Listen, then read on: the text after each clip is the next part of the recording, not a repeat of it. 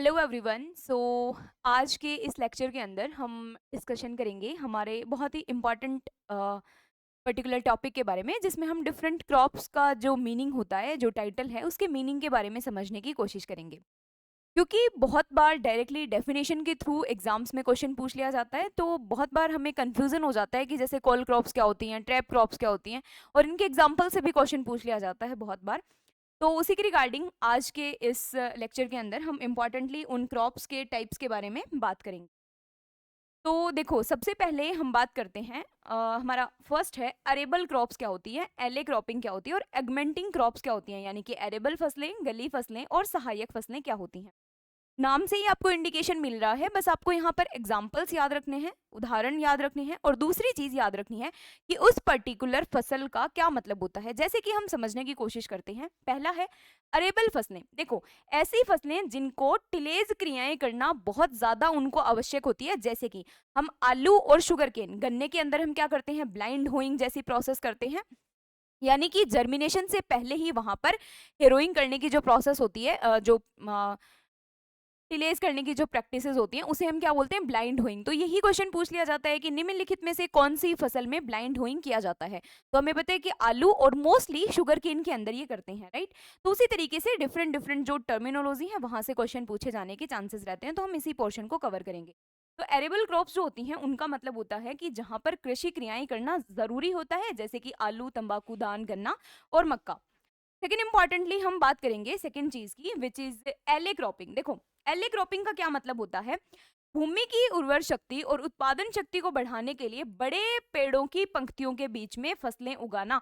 एक पूरे जो हमारा लैंड एरिया है, उसको कंप्लीट तरीके से कवर करने के लिए बड़े पेड़ों के साथ में हम छोटी फसलें भी लगा सकते हैं।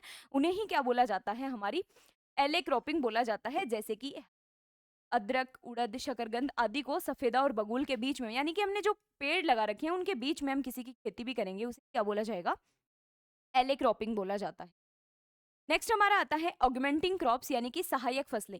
यानी कि एक जो क्रॉप है वो दूसरी क्रॉप की सहायक फसल होगी। जैसे कि मान लो आपने कोई पर्टिकुलर चारे वाली फसल लगाई है, उसके साथ में अगर आपने किसी दूसरी सीड, दूसरी जो पर्टिकुलर क्रॉप है उसके सीड आपने मिक्स कर दिए हैं, तो आपको ज्यादा प्रोडक्शन मिलेगा रिलेटिवली। जैसे कि बरसीम और रिजका में अगर सरसों लगा दिया साथ में, तो ऑब्वियस सी बात है, ये दोनों कैसी क्रॉप है, फोडर वाली क्रॉप है, यानी कि चारे वाली फसलें हैं। तो इनके साथ में जब आपने सरसों के सीड लगा दिए, तो जो अल्टीमेट प्रोडक्शन है आपको जो चारे का मिलेगा, वो कंपैरेटिवली ज्यादा मिलेगा, तो पहली कटाई में अधिक उपज प्राप्त हो सके। तो ये हमारी तीन टाइप की फसलें थी।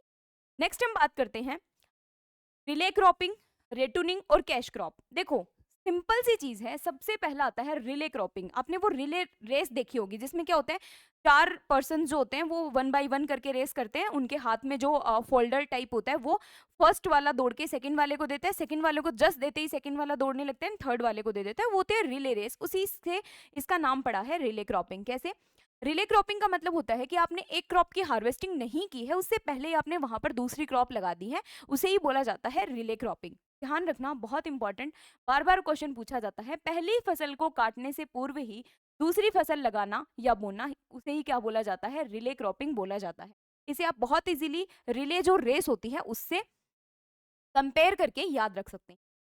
नेक्स्ट हमारा आता है रेटूनिंग। देखो, रेटूनिंग का क्या मतलब होता है, रेटूनिंग का मतलब है, मान लो कि आपने एक फसल ग्रो की, अब उस फसल को आपने एक निश्चित हाइट पर काट कर, उसके बाद में उसके जो स्टबल्स बचते हैं फील्ड के अंदर, उनको ऐसे ही रहने दिया, और वही वापस से जर्मिनेट होकर और वहां पर, मतलब उसी से दूसरी फसल ले ली। यानी कि एक फसल को काटने के बाद में उसके जो नीचे का पोर्शन बचता है, उसी से दूसरी क्रॉप ले लेने को ही क्या बोला जाता है, रेटूनिंग बोला जाता है। जैसे कि शुगर केन की जो क्रॉप हो गई, भिंडी की जो क्रॉप हो गई, उनके अंदर हमें रेटूनिंग देखने को मिलती है कि हम एक पोर्शन तक उसको काट देते हैं, जो पोर्शन सूख गया है उसको, और उसके बाद में वहीं से ही नई पत्तियां, नई स्टेम्स निकलने शुरू हो जाते हैं, और हम नेक्स्ट क्रॉप लेते हैं, उसे बोला जाता है रेटूनिंग। देखो, रेटून क्रॉप जो होती है वो बेसिकली, जैसे शुगर केन के केस में बात करें तो उसको नाइट्रोजन की ज्यादा रिक्वायरमेंट पड़ती है कंपेयर देन जब एक नई फसल लगाई गई है। और दूसरी चीज ये भी होता है कि रेटूनिंग जो होती है फसल, वो ज्यादा पेस्ट और डिजीजेस के अटैक के लिए थोड़ी सी ससेप्टेबल हो जाती है कंपेयर टू द जब हम क्रॉप को फर्स्ट टाइम लगाते हैं। तो रेटूनिंग का मतलब है कि पहली वाली फसल को काटने के बाद उसी तने से ये मान लो ये क्रॉप्स थी, उनको यहाँ इस साइड से काट दिया है, तो ये जो बचा वाला पोर्शन है, इसी से नेक्स्ट क्रॉप लेना, उसी तने से दूसरी फसल लेना क्या कहलाता है? रिटूनिंग कहलाता है। यह क्रिया जैसे गन्ने और विभिन्न प्रकार के घासों में की जाती है। ठीक है? नेक्स्ट आता है हमारा कैश क्रॉप। कैश क्रॉप का मतलब हमें पता है कि जो कमर्शियली वैल्यूएबल जो क्रॉप है, उनको किसके अंदर कंसिडर किया जाता है? कैश क्रॉप के अंदर कंसिडर किया जाता है, जैसे कि आलू, गन्ना, कपास। ये बहुत इंपॉर्टेंट, कपास और आलू, इवन सबसे ज्यादा कपास जो है उसको क्वेश्चन पूछा जाता है कि निम्नलिखित में से कौन सी एक कैश क्रॉप है या कैश क्रॉप नहीं है। ठीक है, तो कपास जो है वो क्या है? कैश क्रॉप है। इन्हें ही नकदी फसलें कहते हैं, जिनमें एक तो मतलब उनका जो टोटल सरप्लस होता है वो टोटल 100% होता है, यानी कि आपने हार्वेस्टिंग की, आपको उसको नहीं रखना है अपने पर्पजेस के लिए, तो जो टोटल सरप्लस होता है वो उसका क्या होता है? 100% होता है। और दूसरी चीज है कि इन फसलों के प्रति इकाई क्षेत्रफल से अधिक मूल्य प्राप्त होता है। नेक्स्ट हमारे कुछ क्रॉप्स हैं लाइक कैच क्रॉप। देखो, मान लो कि किसी भी कंडीशन की वजह से, आजकल इतना ज्यादा क्लाइमेट चेंज हो रहा है, किसी भी कंडीशन की वजह से अगर आपकी मेन क्रॉप फेल हो गई है, मेन क्रॉप के फेल होने के बाद में आपके पास मान लो 2 या 2.5 महीने का टाइम ड्यूरेशन बचा है, तो उस टाइम ड्यूरेशन के अंतर्गत अगर आप किसी फसल को लगा रहे हो, आप पर्टिकुलर जो डैमेजेस हुए हैं उस पर्टिकुलर क्रॉप से, उनको थोड़ा बहुत आप बैलेंस कर सको, जिसके कारण जो बचा हुआ टाइम ड्यूरेशन है उसमें शॉर्ट ड्यूरेशन की फसलों को लगाना ही क्या कहलाता है? कैच क्रॉप कहलाता है। मतलब क्या हुआ कि जब मुख्य फसल उगाना संभव नहीं हो पाता या फिर किसी भी कारण से वो नष्ट हो जाती है, तब छोटी अवधि की फसलें लगाना या बोना क्या कहलाता है? कैच क्रॉप, यानी कि अल्पावधि की फसल कहलाती है। जैसे कि अगर कोई पर्टिकुलर क्रॉप डैमेज हो गई है, तो हम मूंग, उड़द, प्याज, चवला इत्यादि की कम अवधि वाली जो क्रॉप्स है वो लगा सकते हैं, पर उन्हें क्या बोला जाता है? कैच क्रॉप बोला जाता है। नेक्स्ट हमारा आते हैं कॉल क्रॉप्स। देखो, कॉल क्रॉप्स के अंदर तो कॉल क्रॉप्स का मतलब होता है कि ठंडे टाइम पे, यानी कि सर्दियों के टाइम पे हम जो उगाते हैं फसलें, कॉल क्रॉप्स के अंदर बेसिकली आपकी गोभी आती हैं, जैसे फूल गोभी हो गया, कैबेज यानी कि पत्ता गोभी हो गया, गांठ गोभी हो गया, ये सारी जो है ये किसके अंदर कंसिडर की जाती हैं? हमारी कॉल क्रॉप्स के अंदर कंसिडर की जाती हैं। जैसे कि गोभी वर्ग की जो फसलें हैं उनको किसमें कंसिडर करते हैं? कॉल क्रॉप्स के अंदर। नेक्स्ट आता है मल्च या कवर फसलें। देखो, मल्च का मतलब ही हमें पता होता है, मल्च शब्द सुनते ही हमारे माइंड में क्या आना चाहिए? हमारे माइंड में आना चाहिए जो प्लास्टिक की शीट्स हम लगाते हैं अपने फील्ड के अंदर, जिसका मेन काम क्या होता है कि मॉइस्चर जो होता है हमारी मिट्टी में वो इवेपोरेट होके बहुत ज्यादा उसका लॉसेज नहीं होगा। दूसरा, वीड्स वगैरह का जर्मिनेशन बहुत ज्यादा नहीं होने देगा। ये मल्चिंग के सबसे ज्यादा इंपॉर्टेंट फायदे होते हैं। सेकेंड चीज, हम यहाँ पर बात कर रहे हैं मल्च क्रॉप की। इसका मतलब ये जो फसलें होंगी वो कुछ इस तरीके की होंगी कि जब आप इन फसलों का इस्तेमाल करेंगे तो ये भी सोइल को कवर करती हुई चलेंगी, सोइल को कवर करती हुई चलेंगी, तो ये किसकी तरह काम कर रही हैं? यहाँ पर मल्च की तरह काम कर रही हैं, कवर करने का काम कर रही हैं। देखो, जैसे ये फसलें भूमि को ढक कर रखती हैं, जो मृदा नमी संरक्षण करने व मृदा क्षरण से बचाने के लिए उगाई जाती हैं। ऑब्वियस सी बात है, जब सोइल को कवर कर रही हैं तो वहां पर सोइल इरोजन जो है वो कम होगा, यानी कि मृदा का जो क्षरण है वो कम होगा। नेक्स्ट जो लेक्चर होगा उसके अंदर हम मृदा क्षरण के बारे में भी पढ़ेंगे कि ये क्या है। और हर बार कोई भी एग्जामिनेशन हो, ऐसा कोई एग्जामिनेशन नहीं होगा जिसमें मृदा क्षरण से आपका क्वेश्चन ना पूछा गया हो, क्योंकि जनरली हम जल और हवा दो से मृदा का क्षरण पढ़ते हैं और उनके अलग अलग टाइप्स हैं, वहां से हर बार इंपॉर्टेंटली एक क्वेश्चन आने के चांसेस रहते हैं। तो हम नेक्स्ट वीडियो लेक्चर के अंदर उसके बारे में भी डिस्कशन। तो ये थी हमारी कवर क्रॉप्स। मतलब कैच क्रॉप का मतलब हो गया कि अगर आपका बहुत शॉर्ट ड्यूरेशन ऑफ टाइम बचा है, आपकी मेन क्रॉप अगर किसी कारण से फेल हो गई है, तो आप जो क्रॉप लगाएंगे उसे कैच क्रॉप कहा जाएगा। सेकंड, कोल क्रॉप्स। कोल क्रॉप्स का मतलब होता है बेसिकली आप जो ठंडे टाइम पर, यानी कि दिसंबर के टाइम पर जब आप क्रॉप्स लगा रहे हो, और जनरली इसमें गोभी वर्गीय जो फसलें आती हैं वो आती हैं, जैसे कि फूल गोभी, पत्ता गोभी वगैरह। कवर क्रॉप का मतलब है जो कवर करके चले, सॉइल इरोजन वगैरह में हेल्प करेगा, जो मल्चिंग का भी काम करेगा। नेक्स्ट हम बात करते हैं ले फार्मिंग क्या होती है। देखो, ले फार्मिंग का मतलब होता है, इंपॉर्टेंट है, आपको ध्यान रखना है, जब हम फसल चक्र में 2 वर्ष या उससे अधिक समय तक चारागाह रख लेते हैं तो उसे ही कहते हैं ले फार्मिंग। बेसिकली हम घासों की खेती चारागाह के लिए इस तरीके से भी इसको बोलते हैं। जनरली घासों की खेती के नाम से आपने इसको सुना होगा। ठीक है, तो चारागाह के पर्पज के लिए अगर हम 2 से ज्यादा सालों के लिए अगर वहां पर घासें वगैरह उगा रहे हैं, उसको छोड़ देते हैं तो उसे क्या कहा जाता है? ले फार्मिंग कहा जाता है। नेक्स्ट आता है ट्रैप क्रॉप। बहुत ही महत्वपूर्ण फसल है। ट्रैप क्रॉप का मतलब क्या होता है? ये जनरली हमें पेस्ट और डिजीजेस के अटैक से बचाने के लिए हम ये ट्रैप क्रॉप लगाते हैं। जैसे कि मान लो कि आपने ये कॉटन का फील्ड लगा रखा है। अब आपको पता है कि कॉटन के फील्ड में पिंक बोलवर्म सबसे ज्यादा अटैक करता है, जिसकी वजह से एक रेजिस्टेंट वेराइटी भी बनाई गई थी जिसे हम कहते हैं बीटी कॉटन। बीटी कॉटन में बीटी शब्द का क्या इंडिकेट करता है? बैसिलस thuringiensis जो जीवाणु है उसको इंडिकेट करता है।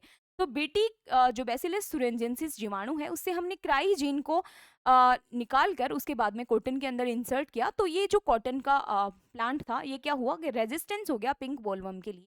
तो इसके लिए ट्रैप क्रॉप हम कैसे काम में ले सकते हैं? मान लीजिए कि ये कॉटन का फील्ड है, यहाँ पर ऑब्वियस सी बात है कि जो कॉटन है वो मालवेसी फैमिली से बिलोंग करता है। तो इसके चारों तरफ हम क्या करेंगे और बीच-बीच में क्या करेंगे, हम यहाँ लगा देंगे भिंडी की क्रॉप यानी कि ओकरा। अब ये भी मालवेसी फैमिली से बिलोंग करती है, इसके ऊपर भी पिंक बॉलवर्म अटैक करता है। तो जैसे ही वो अटैक करेगा तो पहले इसके ऊपर करेगा, क्योंकि हमने फील्ड के चारों तरफ ये लगा रखी है। तो ये पहले इस पे अटैक करेगा, हमें आइडिया लग जाएगा या तो हम कंट्रोल मेजर्स को इस्तेमाल कर सकते हैं या फिर वो सिर्फ इसी पर ही डैमेज करके रह जाएगा। तब तक ये पक जाएगी जब तक वो इसके ऊपर डैमेज कोशिश करेगा तब तक। तो ये होती है ट्रैप क्रॉप, यानी कि मेन फसल को किसी भी इंसेक्ट या डिजीज से बचाने के लिए जब हम किसी दूसरी क्रॉप को उसके साथ लगाते हैं तो उसे क्या बोला जाता है? ट्रैप क्रॉप बोला जाता है। जैसे कि कैबेज में डायमंड जो बैक मोथ होता है उसके अटैक को बचाने के लिए हम मस्टर्ड को as a trap crop use करते हैं, राइट। डिफरेंट सोलेनेसियस जो क्रॉप्स होती हैं उसमें हम मैरीगोल्ड को as a trap crop use करते हैं। तो there are many examples of trap crops, right. तो जो कि आपको ध्यान भी रखने हैं, जैसे कि पत्ता गोभी के साथ में जब हम सरसों यानी कि कैबेज के साथ में सरसों उगा देंगे तो डायमंड बैक मोथ DBM जो पेस्ट है उससे हम छुटकारा पा सकते हैं। टमाटर और भिंडी के साथ में हजारा यानी कि मैरीगोल्ड की खेती, या फिर हमारा जो कॉटन है उसके साथ में ओकरा की खेती पिंक बोलवर्म के अगेंस्ट। ये सारे उदाहरण हैं किसके? Trap crop.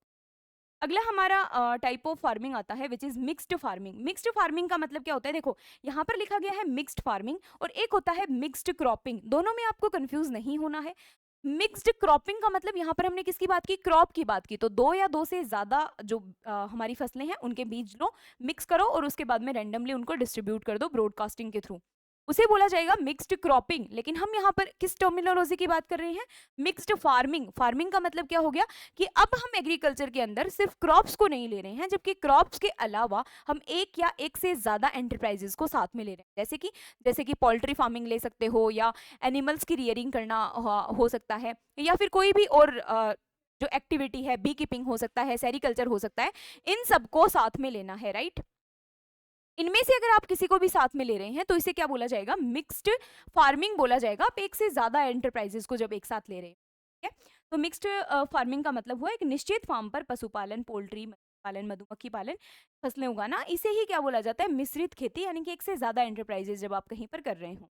नेक्स्ट आता है मोनोक्रॉपिंग। देखो मोनोक्रॉपिंग बहुत ज़्यादा हम बोलते हैं अडोप्टेबल नहीं होती, क्योंकि ठीक है एक लार्ज एरिया में आपने जब एक ही क्रॉप लगाई है तो उसे मोनोक्रॉपिंग कहा जाता है, लेकिन बहुत लार्ज एरिया पर अगर हम बार बार एक ही क्रॉप को रिपीट करते रहेंगे तो वहां पर बहुत ज़्यादा चांसेस बढ़ जाते हैं किसी भी पेस्ट और डिजीज के सीवियर अटैक के, ठीक है।